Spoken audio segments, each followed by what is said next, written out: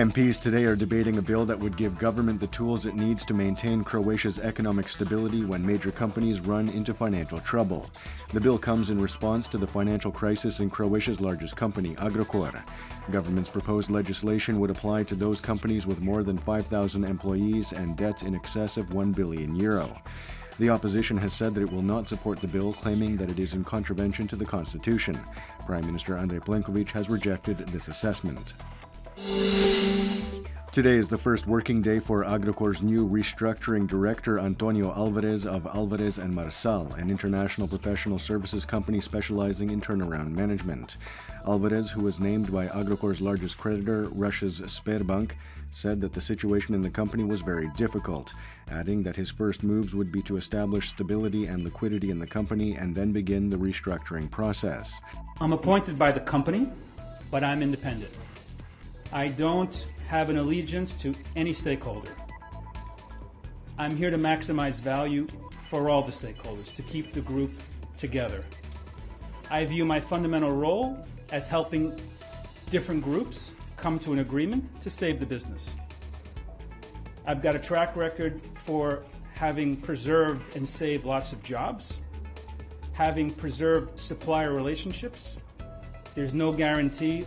I hope that everybody doesn't walk out on Agrokor. I hope people understand that there is something important for the country, for the people of the region, not only Croatia, to save. Alvarez and Marsal are notable for having provided their services in the restructuring of the energy and banking giants Enron and Lehman Brothers. Meanwhile, the Croatian National Bank has issued a statement noting that it is continually monitoring the exposure of banks towards their clients and, when required, undertaking the necessary actions to reduce that exposure.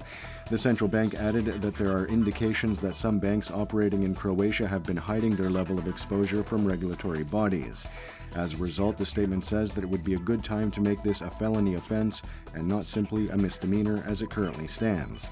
The bank concluded that this had already been informally proposed in 2015, but to no response. According to the Crodemoskop survey conducted by the Promocija Plus agency for April, the HDZ continues to enjoy the most voter support, with 31%.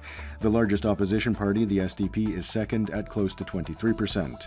Most and Živi Zid are third and fourth respectively, with less than 10% support, while the People's Party wouldn't pass the election threshold of 5%.